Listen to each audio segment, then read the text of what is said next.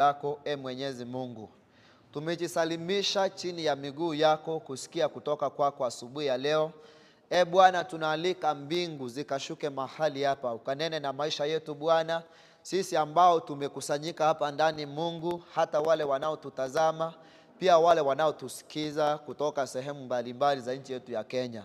Uwepo wako Bwana ukashuke, neema yako Mungu iwe juu ya maisha yetu. Utupe kibali cha kipekee Bwana, na yale ambayo unayoyataka kuzungumza nasi, nimesimama kama chombo wa 30.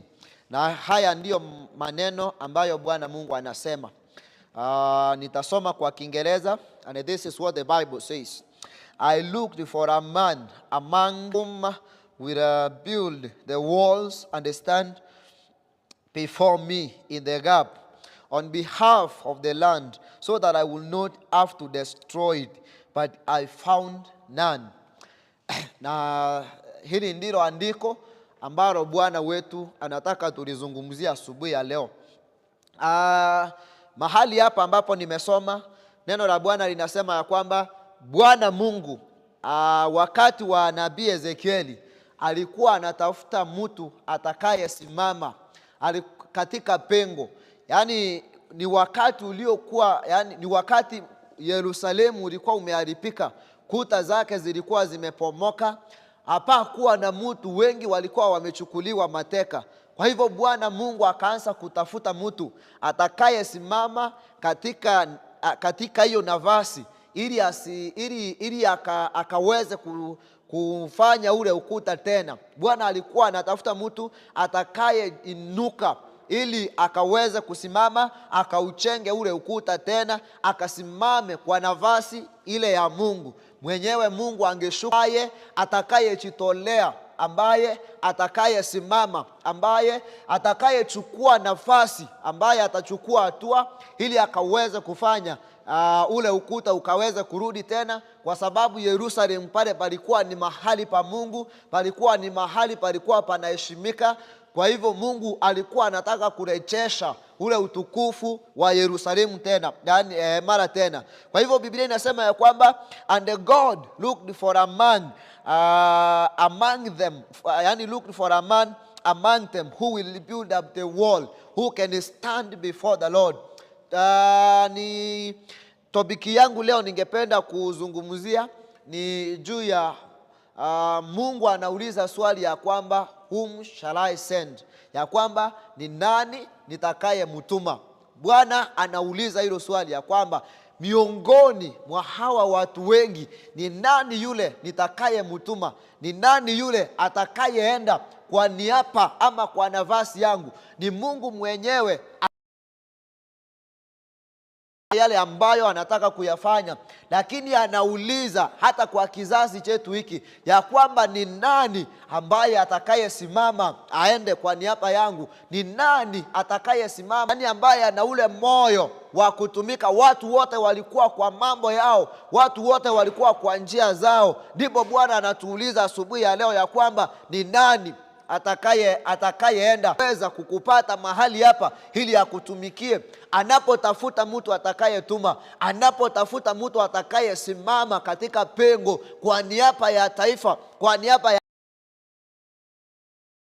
je, unaweza pata hiyo nafasi ya kusimama, ama pia wewe utakosa kama ule wakati? Biblia inasema ya kwamba alipokuwa anatafuta mtu akupatikana. Asubuhi ya leo anauliza Mungu ya kwamba je, ni mtume nani ili akaweze kusimama katika pengo la Mungu na katika pengo na kusimamia, ili Mungu asilete maafa na maangamizi katika taifa. Kwa hivyo Bwana asubuhi ya leo anatafuta mtu atakayesimama, na haya ndiyo yale machache ambayo niliyo yanakiri kutoka kwa huu ujumbe, na ningependa tuyashiriki pamoja.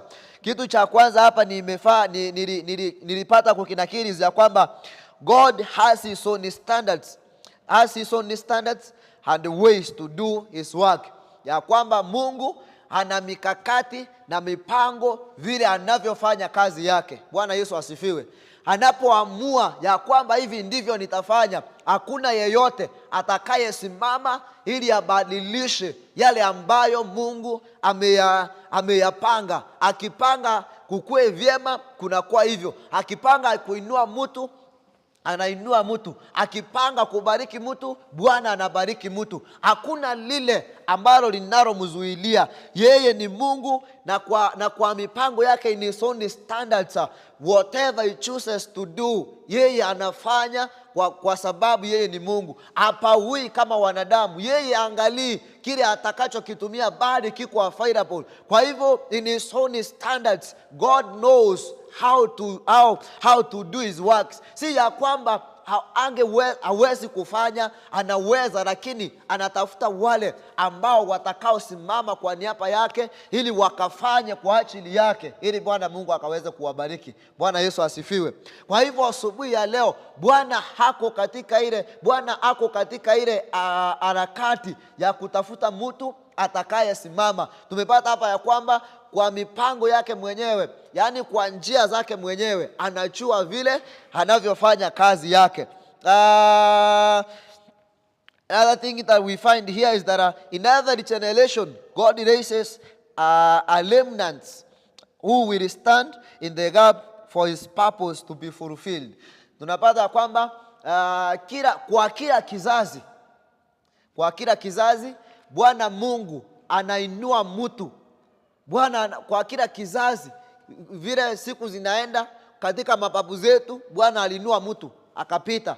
Kizazi cha mababa yetu Bwana alinua mtu. Hata kwa kizazi chetu, hata kwa vizazi ambavyo vinavyokucha, neno la Bwana linasema ya kwamba yeye ni Mungu yako elindanya arego koimokereria igoro, hili na wewe ukapate kusimama, ili mapenzi yake yakaweze kutendeka. Kwa hivyo yale ambayo Mungu ambapo tuko, Biblia imesema ya kwamba ama neno la Bwana linasema ya kwamba Bwana mwenyewe kwa kila kizazi hakuna nguvu za kusimamisha, nekana ya kwamba hakuwezi kuinuka mtu ili mapenzi yake yakaweza kutendeka. Angalia kule Nazareth, watu hawakuwa wanafikiria ya kwamba Yesu anaweza kuzaliwa mahali pale. Na Danieli anapowaandangu pia wao vizazi vinakuja vikienda, wale waliokuwa siku hizo sio wenye wako saizi, wenye tuko saizi, siku zinakuja tutapita. Bwana Yesu asifiwe.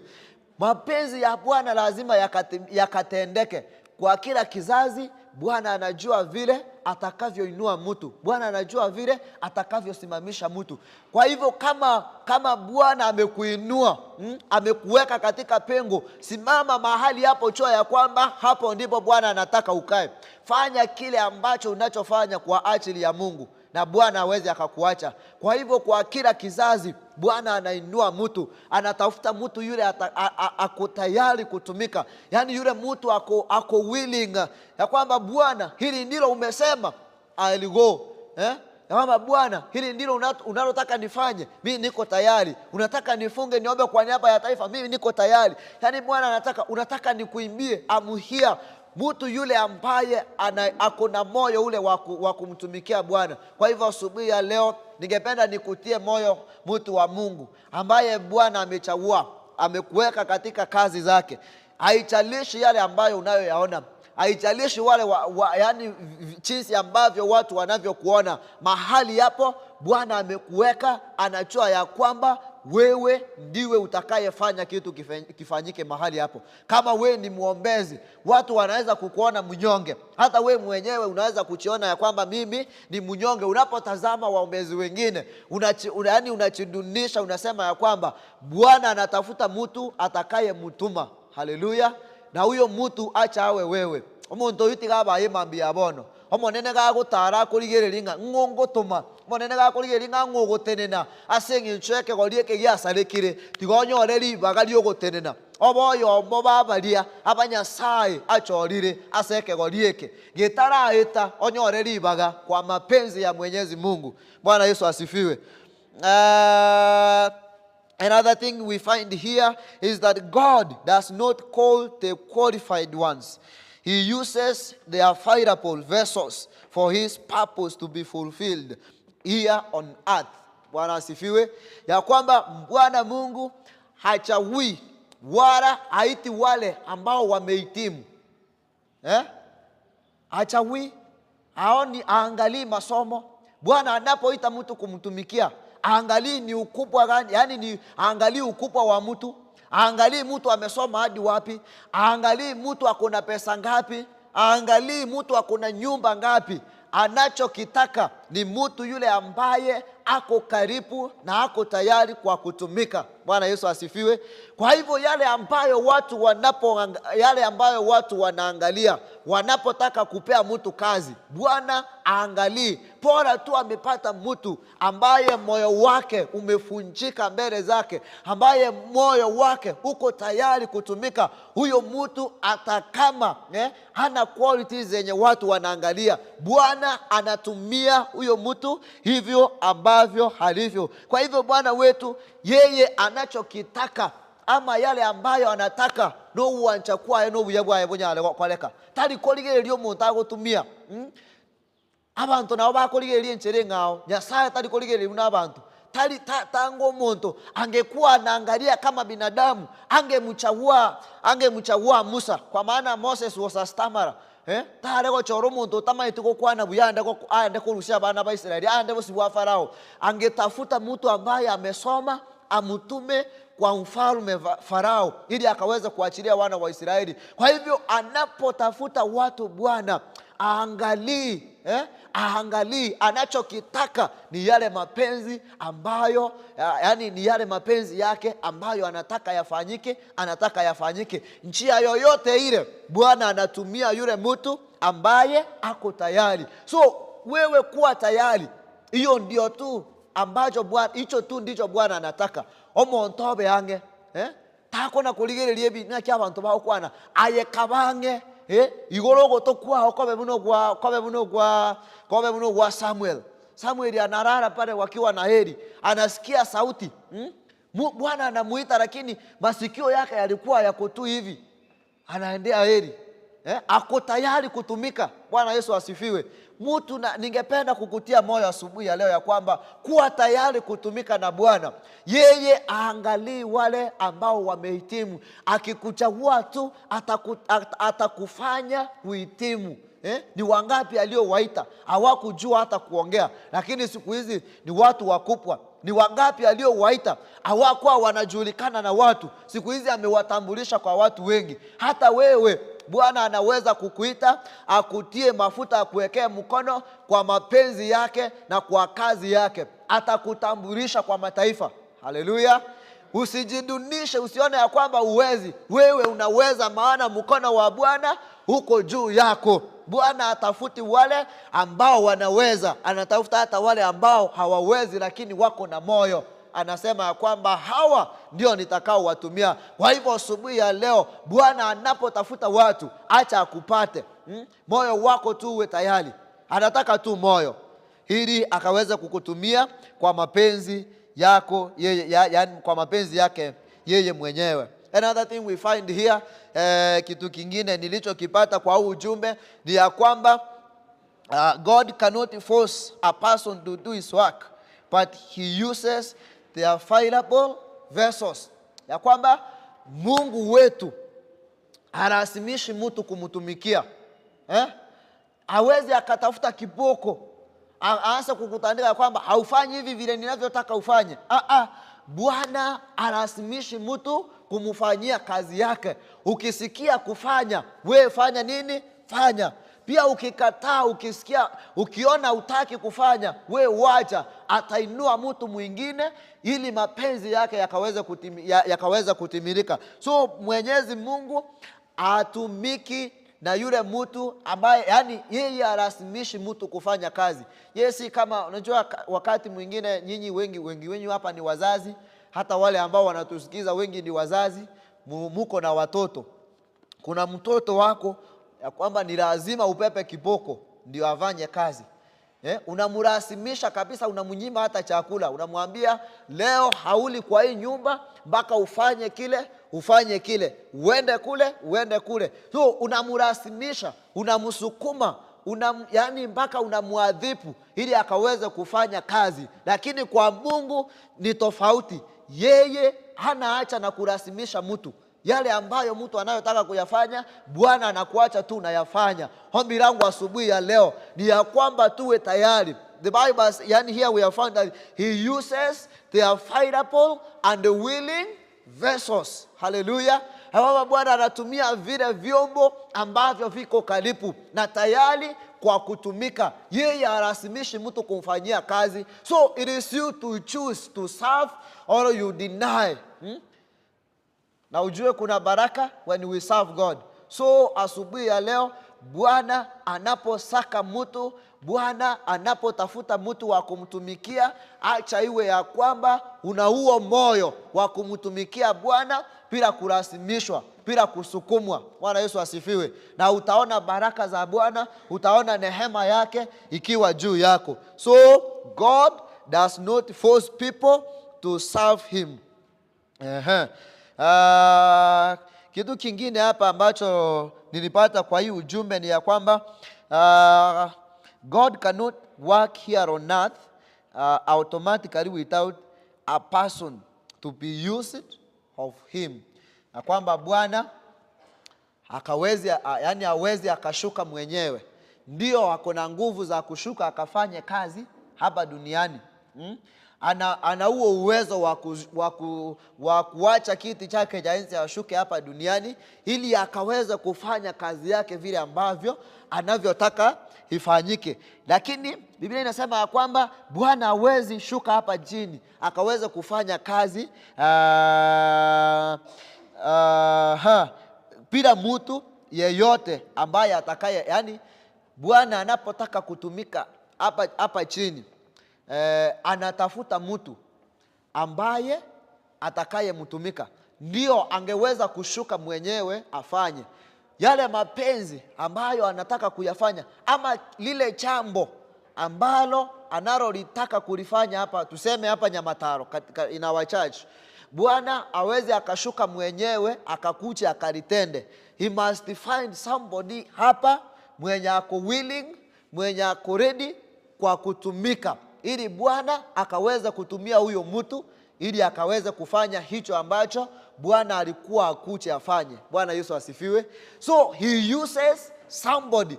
Kwa hivyo ni yeye anafanya, lakini afanyi ani ashuki hivi muone physical akifanya, but he uses people that are there. Ndio maana anauliza ya kwamba shall I send? So anatafuta mtu, anamwekea yale majukumu ambayo Bwana angeyafanya. Huyo mtu anafanya nini? Anayatekeleza. Ombi langu asubuhi ya leo, kama Bwana akona jambo juu ya kanisa hili, na uwe mtu wa kupepa hiyo, yani wa kusimama katika hilo pengo, ili Bwana akaweza kukutumia, ili kanisa letu likaweza kupata hiyo kitu ambacho Bwana akonacho.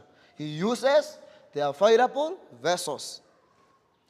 He uses people who are there where he wants to do something. Anatumia watu abalibale alia sata getego kole gento. Iko Nyasaye yakera hata getego kole gento ga Nyamataro talia hago ikomo nyena akole. Hago iko oso aso monto ime osugumo monto yo omonto yo akoraki oikerania okwarenge owancha kwa Nyasaye. Ase igona asabire mambi abononga Nyasaye ga korigyo monto oyo gotenena iga Nyamatara kwa negento kebe tigaumira namo naye obo monto yo okoimuki okakole gento ekyo ekinyasago ago kwana.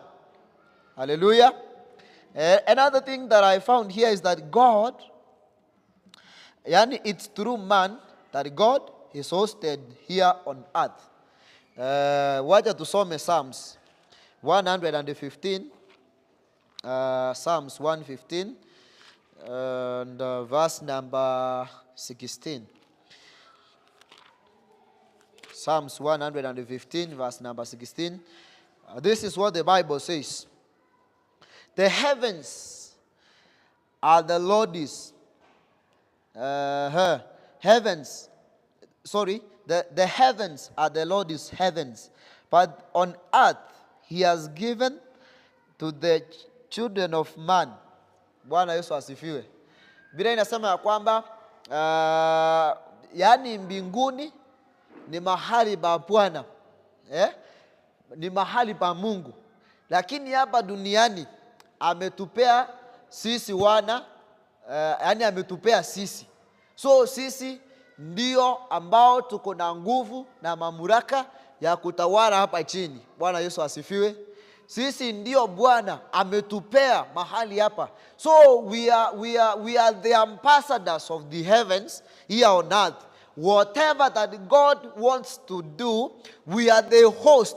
Yani comes into us, anatumika akiwa ndani yetu. So he is in heaven, but here on earth ametuweka sisi. So we are standing on the gap of the Lord. Whatever we are doing, hatufanyi kwa niaba yetu sisi. Hallelujah.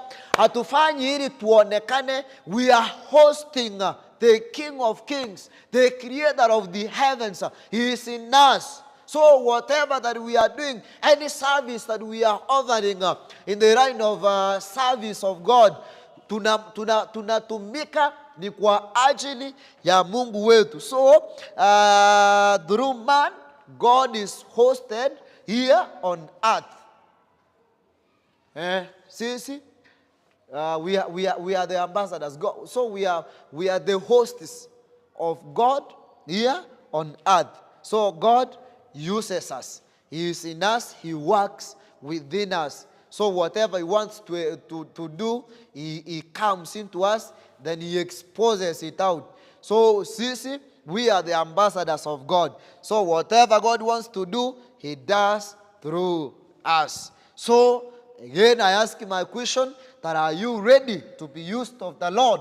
He is seeking for a man. He is searching for somebody who can stand on the gap and do what God wants him to do. So this morning, I want to encourage you that God is searching. His eyes is all over here in Nyamataro.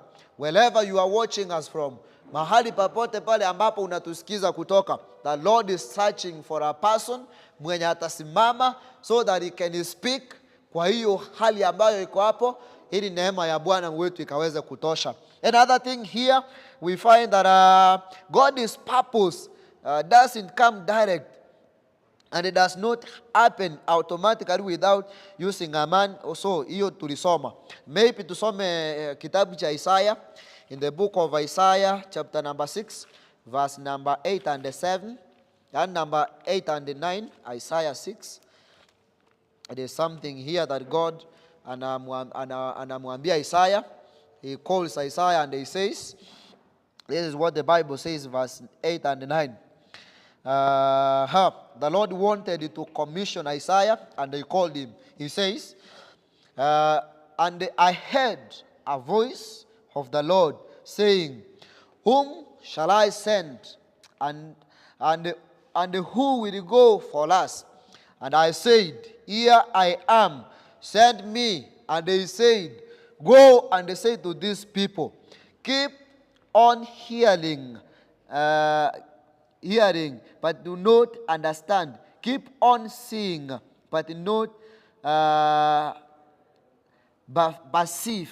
Praise the name of the Lord. So here God, in the book of Isaiah, we find that the Lord, he wants a messenger. He is looking for somebody whom he will send. And he calls while Isaiah was listening. So he says that, and I heard the voice of the Lord calling. Alisikia mahali alikuwa amekaa.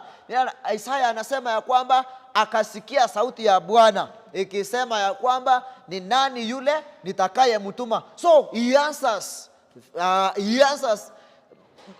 anachipu kwa haraka, anasema ya kwamba, oh God, if you are looking for somebody to send, if you are looking for somebody to use, here I am, send me. And the Lord gives him a message. Praise the Lord. So ule wakati unasikia Bwana anaita mtu wa kutuma, acha kuuliza unanituma wapi. You know, wengi wetu unapoulizwa ya kwamba nataka nikutume, lazima ujue ni wapi. Maybe you calculate the cost, uanze kupanga mambo na fare, uanze kupanga mambo na time, uanze kupanga siku, uanze kuangalia kalenda yako, what have you marked, hiki kitafanyika lini, hiki kitafanyika lini. But here we find Isaiah anaposikia ni nani huyu, ni Mungu anaita, anasema God, here I am, send me. Yani hataki Mungu amupite, yani akona ule moyo, anataka kutumika na Mungu. Na wakati huo as he answered the Lord, akuenda hivi, aliweka ujumbe ndani yake, akamwambia go and tell those people, let them continue hearing. Tebi abantu abutika bagendere kuigwa, bagendere kora lakini batari gukora kende. So as you answer, the Lord puts a message in you. So it is through man, ni kupitia kwa mtu, Bwana anakuwa hosted here on earth. Praise the Lord. So God is always looking for a man or a woman to be used for his purpose to be fulfilled. What God wants. Egente kenene nyasata gete. Egente kenene nyasata gete. Nkeringa owancha kwaye.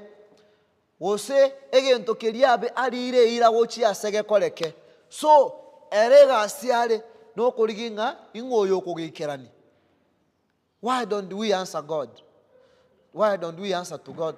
God, if you are seeking somebody, we are fireable. Wakati kama huu, you see kila maragoba, ngoligererio ready, yani ngoligererio TV, wategerere ready, na boro chense bune kwenda, things are not working good. Maragoba na chete kotegerera chinsa sasa ninga chete kotegerere ready. Nikasikia wamama wanagonga sufuria na vichiko, wanasema hizi sufuria ndizo tutapikia watoto. Our president, kwa nini unatufanya hivi? Kwa hivyo God uses a man to fulfill his purpose here on earth. So tumepata hapa ya kwamba God is looking for a man or a woman to be used by God for his purpose to be fulfilled. God wants to fulfill his purpose. Now avail yourself for the service of the Lord, and the God will bless you.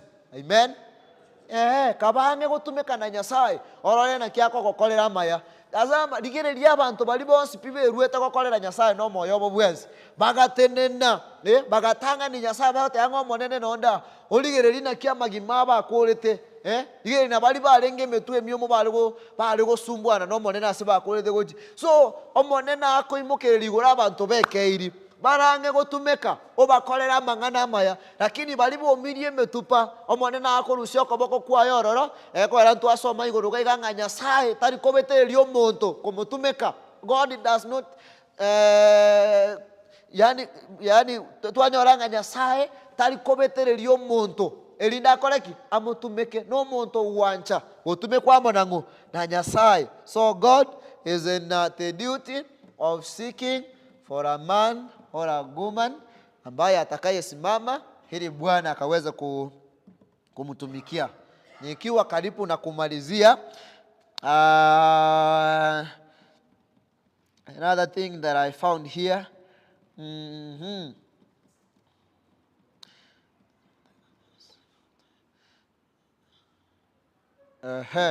there is more that God wants to do in our times. But the people to be used by God are few. Bwana Yesu asifiwe. Na kwamba ni mengi amangana na mange ebintu nebingi Nyasaye atagete gukora ase asama tukaya turi gusase kegorie keturi amangana na mange Nyasaye atagete akoreke, lakini bona abagutumika gukora mangana ayi bakorire ki babeira bake, they are very few. Mbayo bagokoreka mbayo bekeirie abanyasara atumeke aho chikobeka maisa ye igorigereri gonyoranga. There is no one here horuga igoenda sangao. So tuanyoli lichia chenda chia Nyasaye abwenete gokora asetore asengencho, we are not ready. So ni mengi yale ambayo Bwana anataka kuyafanya katika maisha yetu, katika kizazi hiki, katika familia zetu, lakini anapoangalia akipata hakuna mtu ako tayari, anasonga anaenda kwingine, kwa sababu Mungu si Mungu wa sarakasi, aweze akatafuta kipoka akakutwanga. So ni mengi ambayo Bwana anataka kuyafanya katika kizazi hiki. Ombi langu asubuhi ya leo ni ya kwamba tuitikie sauti, tuitikie mwito wa Bwana. Anapoita tuitikie sauti yake, tuseme ya kwamba God, we are ready, we are in your presence, use us. Hetare ko babuya ngonya abande bakubura asande abamu antegereire mambi buna turema ntonyore nganturange Nyasaye gakurangerie mambi yabono akorigyo umuntu agokwanira erinde oburuoti bwa no buya bwaye bunyara kogenderera erinde merememene ni nyara gokore kasaya na asande anyore ngaye nole nakiyare gocha ko babuya. If God finds a space in you, anyore nga you are the only vessel ayebweka takurigerio yonde ayebweka nyorenga na ayebweko range gotumeka so that God can fulfill his purpose. Eyento Nyasaye geto no bonene bwa bororekane no buya bwa bokoreke chira chihaye chikerane so bona abaikirani chirechi na babeira abake digo monene Nyasaye anyoro umuntu maiga emambi yabono abande ko barange gosaba ayebeka ebeko mustari obosyo saba. Haleluya. Abande ko baragome bamuke bichiko neje sani batake ko ngonta para ayeta ko imuke naye bichiko nchusa sama ruta byo monenenga ogwancha kwao tigakoreki gokoreke gekogera Nyasaye.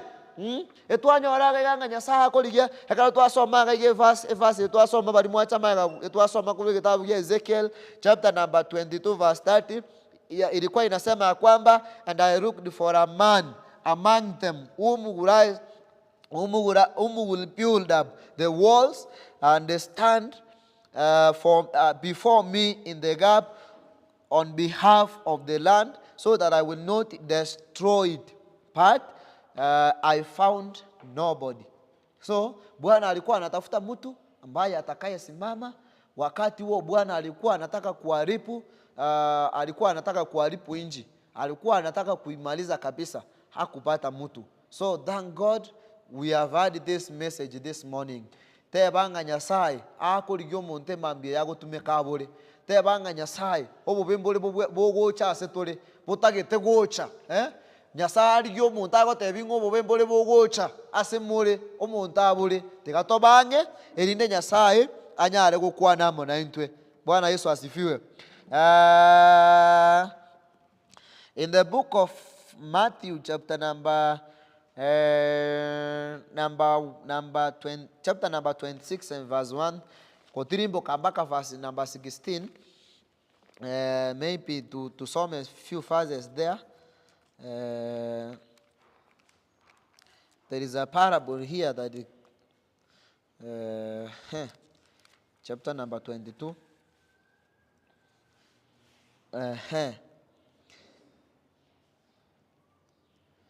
Here we find that Jesus Christ, Yesu Kristo, akoruo mugano. Yani ariko kwanira aboroki gubaye n'abantu igoro yo mubayeno bo muntu oyo mubwate nyangi. Okoba alafu akawaongelesha akaalika watu. Ni mtu alikuwa na harusi, akawaalika watu wache kwa harusi yake. So walioalikwa wakapatikana wako na shughuli nyingi. Chakula kilikuwa kimeandaliwa, wageni walikuwa wamealikwa. So chakula kiko lakini wageni hawakuji. Wakaangojwa watokee, lakini hakuna mwenye alitokea. Walipokosa kukuja wale ambao walioalikwa, Yesu Kristo akaamurisha ya kwamba sasa tokeni kwa njia muwalete wale ambao mtakao wapata. Bwana Yesu asifiwe. Kwa hivyo Bwana ametualika, we as Christians, Bwana ametupa nafasi ya kwanza ili kufanya na kutekeleza yale ambayo anataka. Lakini tusipofanya vile anavyotaka, then ataamulisha watu wengine waende watafutwe ili wakaweze kusimama katika pengo ili wakaweze kufanya yale ambayo Bwana anataka. So tumealikwa, wale wote ambao mmesikiza hii sauti, all of us, Bwana ametualika, yani ama akutayari kututumika. He is calling unto us so that tukaweze kutumika pamoja na yeye. Tutakapokosa, Bwana atatafuta watu wengine ambao atakao watumikia. And as I finish now, kabisa, in the book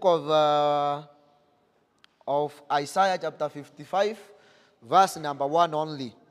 The Bible says, "Come, everyone who thirsts, come to the waters. He who has no money, come and buy and eat. Come buy wine and drink and milk without any money, without price." Praise the Lord. So, Bwana anatuita kwake asubuhi ya leo. Yeye ni Bwana ambaye anayetupenda. Hivyo anasema ya kwamba njooni kwangu nyote mlio na kiu. Njooni kwangu nyote mlio na kiu, maana mimi ni maji ya uzima wa milele. Njooni kwangu mnunue maziwa na vyote bila pesa. So what I find here is whatever ambacho Bwana anatupa bure. Bwana Yesu asifiwe. Anaacha na kutuuzia chochote. Anaacha, yani ni sisi tu tuitikie mwito ili tuje Bwana akaweza kutubariki. Wakati mwingi watu tunapenda kucomplain. Tunapenda kucomplain about this, about that, about this. God angaliagi our complaints. He looks in, yani anaangalia kwa moyo ambao uko karibu kutumika. Kwa hivyo asubuhi ya leo ningependa kukuimbia Bwana ako katika harakati na biashara ya kutafuta mtu ambaye atakayesimama. Ombi langu lingekuwa asubuhi ya leo ya kwamba anapokuja hapa Nyamataro akupate wewe.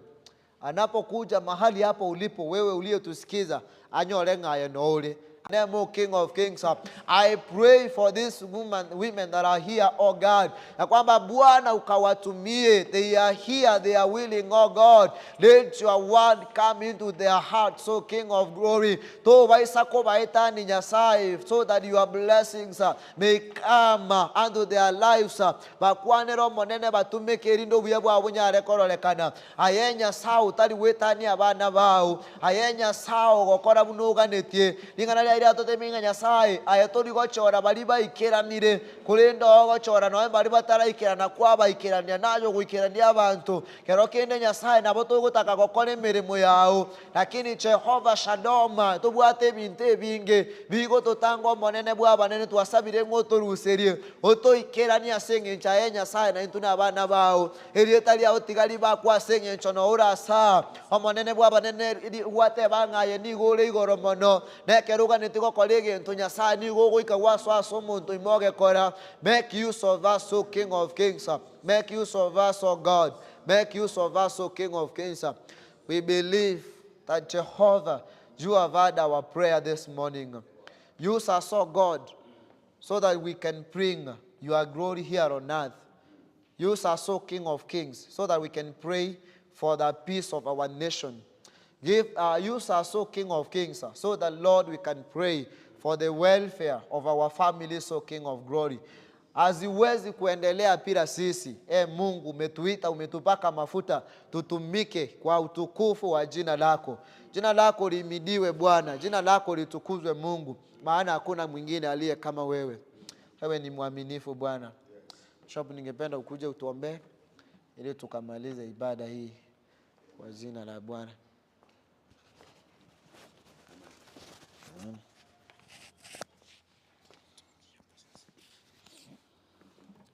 Baba Mungu, muumba mbingu na nchi, mfalme wa falme, tunakuinua, tunakuenzi, tunalibariki jina lako takatifu.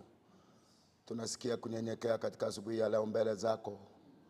Mungu ambaye Bwana umetusaidia, umetuleta umbali huu kupitia kwa uwezo wa jina lako Bwana. Tumepita katikati ya kivuli cha mauti, lakini Bwana bado uko katika upande wetu. Tunakushukuru kwa sababu ya kila mmoja ambaye amefika na amesikia neno lako katika asubuhi ya leo. Bwana, hebu tukaweza kupatikana kwa ajili ya kutimisha mipango yako katika dunia hii. Unatumia mwanadamu ili kwamba ukabariki mwanadamu, unatumia mwanadamu ili kwamba kazi yako iweze kukamilika. Na tunaomba kwamba utusaidie Bwana tukaweza kupatikana wakati unapotuhitaji. na kila mmoja wetu akapate kuwa sehemu na sehemu ya kufanya ufalme wako kuendelea na hata kupanuka kupitia kwa uwezo wa jina lako. Bariki kila mmoja, inua kila mmoja katika asubuhi ya leo. Wale ambao wamepata nafasi kutusikiza katika siku ya leo, Bwana ninawaombea, wabariki, wafunike na damu ya Kristo Yesu. Walio wagonjwa wasaidie wapate uponyaji wao. Kila maroho yote ambayo yanayosumbua watu wa Mungu yakapata kushindwa. Bwana wa majeshi, upate nafasi kwa ajili ya kubariki mtu wako katika asubuhi hii. Jina la Baba lipewe sifa na liinue milele yote. Bariki kila mmoja, bariki wazee, bariki wote walio karibu na mbali. Na tunakushukuru kwa sababu umetusaidia kufika mwezi huu. Na tunaomba kwamba Bwana uweze kuendelea kutupigania katika shughuli zote tukapate kukuona. Nimetangaza ushindi na baraka katika nchi yetu ya Kenya.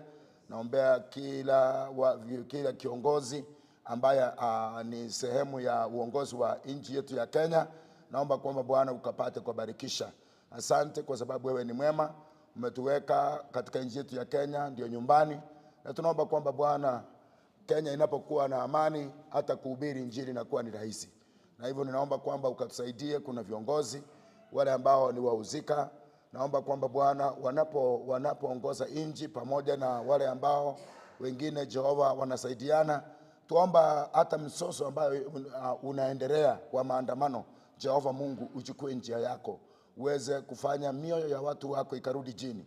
Wakafike mahali ambapo wanaweza kuelewana, ili kwamba Kenya ikaweze kwenda katika njia ya amani na jina lako liweze kuinuliwa. Tunakushukuru kwa sababu wewe ni mwema, na tunakushukuru kwa sababu hakuna siku umetuacha, utatupigania katika kila njia kwa kuwa wewe ni Mungu. Bariki kila mmoja, inua kila mmoja maana wewe ni Mungu mkuu. Na katika ibada zetu zingine ambazo zitafuata kutoka sasa hivi, tunaomba kwamba Bwana ukaweze kutubarikisha. Haya ndio maombi yetu katika asubuhi ya leo, katika jina la Baba na Mwana na Roho Mtakatifu nimeomba na kuamini. Amen. Amen, amen. Bwana wabariki sana na Bwana akawapigania katika njia zote. Tunapoenda katika madarasa yetu ya Sunday School, okay, kwanza tutatoa sadaka zetu. Sadaka zetu za ibada ya kwanza, alafu baadaye mambo yatakuwa vizuri. Tutaenda Sunday School, alafu tutaingia katika main service. Tutabarikiwa pamoja. Kwa hivyo Bwana akubariki unapotoa sadaka yako asubuhi ya leo kwa ajili ya ibada ya kwanza, kwa jina la Yesu Kristo. Amen. Bwana wabariki sana. Bwana wabariki sana. Bwana wabariki sana mnapotoa. Na wale ambao mnaotusikiza kutoka mbali, pia unaweza kufanya kazi ya Bwana kwa kutuma sadaka yako kupitia M-Pesa. Unaenda katika M-Pesa, lipa na M-Pesa. Alafu unaenda P.A.G Goods and Services, na pale utaweka till namba yetu ambaye ni 1331388. Ukiweka hiyo namba itakuletea umetuma pesa yako katika kanisa letu la Nyamataro P.A.G, na Bwana atakubariki na kukutendea mema katika jina la Yesu. Bwana wabariki, muwe na wakati ulio mwema kwa jina la Yesu Kristo. Amen.